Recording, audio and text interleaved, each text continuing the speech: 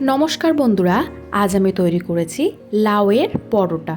তার জন্য আমি এখানে কিছুটা পরিমাণে লাউ ভালো করে ধুয়ে খোসা ছাড়িয়ে নিয়ে ছোট ছোট টুকরো করে কেটে নিয়েছি। এবারে প্রেসার কুকারের মধ্যে কেটে নেওয়া টুকরোগুলো নিয়ে নেব, সাথে দিয়ে দেব সামান্য পরিমাণে জল। এইবারে হাই ফ্লেমে 4টে সিটি দিয়ে নিয়ে সেদ্ধ করে নেব। আপনারা চাইলে কড়াইতেও করে নিতে পারবেন। এইবারে লাউটা ভালো করে সেদ্ধ করে নিয়েছি, জল ঝরিয়ে নেব। লাউটা এবারে হালকা ঠান্ডা হয়ে এসেছে। মিক্সির বাটির মধ্যে জল ঝরিয়ে নেওয়া লাউটা নিয়ে নিতে হবে। তার মধ্যে দিয়ে দেব কাঁচা লঙ্কা। আপনারা অবশ্যই ঝালটা বুঝে ব্যবহার করবেন।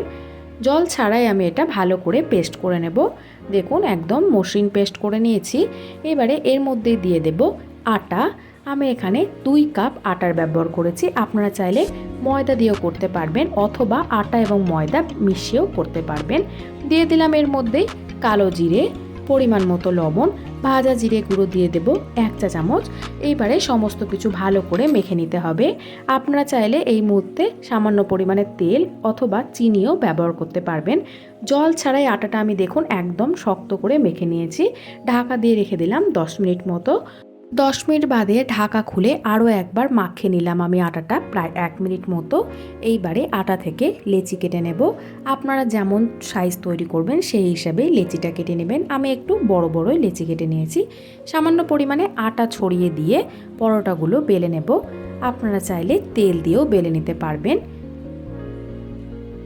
পরোটাগুলো আমি যেহেতু 3 কোণা আকারে তৈরি করব তার জন্য এভাবে করে নিলাম। আপনারা চাইলে গোল গোলও তৈরি করতে পারবেন অথবা 4 কোণা।